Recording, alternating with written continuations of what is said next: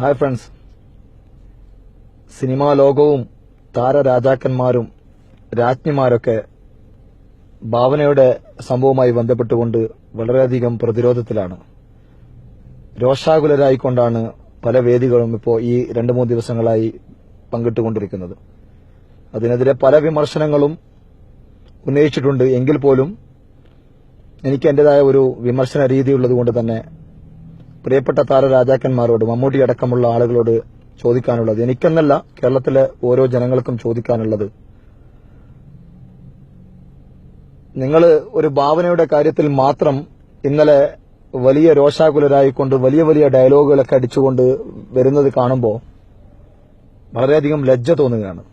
കാരണം കേരളത്തിന്റെ തെരുവീതികളിൽ ആയിരക്കണക്കിന് പെൺകുട്ടികൾ ഇവിടെ ബലാത്സംഗം ചെയ്യപ്പെട്ടിട്ടുണ്ട്. ആയിരക്കണക്കിന് അമ്മമാര്, പെങ്ങന്മാര് ഇവിടെ പേപ്പട്ടി വലിച്ചു കീറും പോലെ പിച്ച് ചീന്തിയിട്ടുണ്ട്.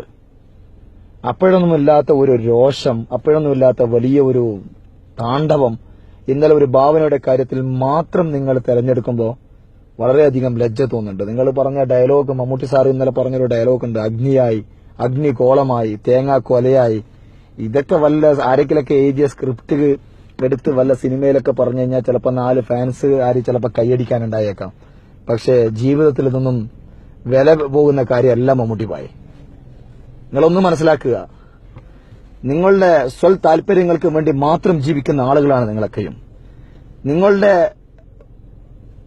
കുടുംബത്തിൽ വന്ന ഒരു പ്രശ്നമായതുകൊണ്ട് തന്നെ നിങ്ങൾ ഇതിനെ ഇടപെട്ടുകൊണ്ട് സംസാരിക്കുന്നു. കേരളത്തിലെ ഒരുപാട് പെൺകുട്ടികൾ, ഇപ്പൊ ഈ കഴിഞ്ഞ ദിവസം 7 ദിവസം മുമ്പ് ഒരു 7 വയസ്സായ പെൺകുട്ടി പീഡിപ്പിക്കപ്പെട്ടിട്ടുണ്ട്. ആരും വായി തുറന്നതായിട്ട് കണ്ടിട്ടില്ല. അങ്ങനെ ഒരുപാട് നിരവധി, ജിഷയടക്കമുള്ള ഒരുപാട് നിരവധി പെൺകുട്ടികൾ ഇവിടെ പീഡിക്കപ്പെട്ടവരൊന്നും നിങ്ങളിവിടെ ശബ്ദിക്കുന്നതായിട്ട് ഞങ്ങൾ ആരും ഇവിടെ കണ്ടിട്ടില്ല. പിന്നെ ഒരു ഭാവനയുടെ കാര്യത്തിൽ മാത്രം ഇത്രയും രോഷാകുലനം വേണ്ട കാര്യമൊന്നുമില്ല. നമ്മുടെ ഡബ്ബിംഗ് ആർട്ടിസ്റ്റ് ഭാഗ്യലക്ഷ്മി ചേച്ചി ഇന്ന് പ്രസംഗിക്കുമ്പോൾ പറയുന്നുണ്ടായിരുന്നു, ഒരു പെൺകുട്ടിക്കും ഇതുപോലെ സംഭവിക്കാൻ പാടില്ല, നാം വളരെ ഉച്ചസ്വരത്തോടു കൂടി നാം എപ്പോഴും മുന്നിട്ടിറങ്ങണം എന്നൊക്കെ പറഞ്ഞിട്ട് വലിയ ഡയലോഗുകളൊക്കെ അടിക്കുന്നുണ്ടായിരുന്നു ചേച്ചി.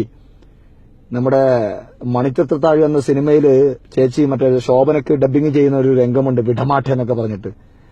ആ ഡയലോഗൊക്കെ ഇന്നല്ല അടിക്കേണ്ടത്. നിങ്ങൾ ഇവിടെ നിന്നാണോ നിങ്ങൾക്ക് മാനത്തിന്റെ വില എന്താണെന്ന് മനസ്സിലായത്? എന്താണ് സ്ത്രീത്വം എന്ന് മനസ്സിലായത് ഇന്നാണോ നിങ്ങൾക്ക്?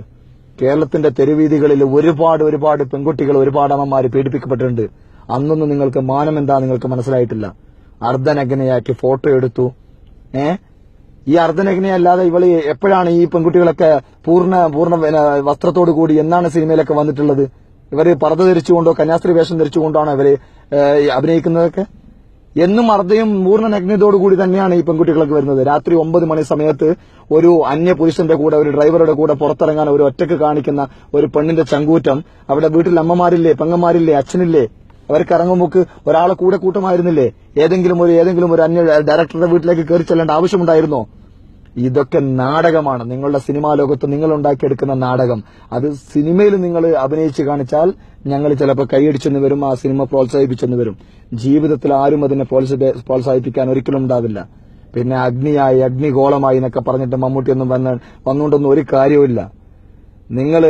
നിങ്ങളുടെ സ്വൽ താല്പര്യങ്ങൾക്ക് വേണ്ടി മാത്രമാണ് ഈ കാര്യങ്ങളൊക്കെ ചെയ്യുന്നത്. അതാദ്യം മനസ്സിലാക്കുക. നമ്മുടെ കേരളത്തിന്റെ തെരുവീതികളിൽ പിച്ചു ചീന്തിക്കപ്പെട്ട ഓരോ പെൺകുട്ടിക്ക് വേണ്ടി ശബ്ദിക്കാൻ നിങ്ങൾ തയ്യാറായാൽ നിങ്ങൾ ഈ പറഞ്ഞ ഭാവനയും ആ ഒരു സ്ത്രീത്വത്തിൽ ഞങ്ങൾ ഉൾപ്പെടുത്തും.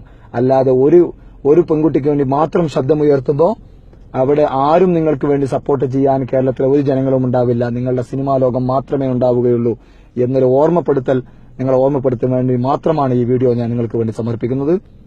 ബൈ.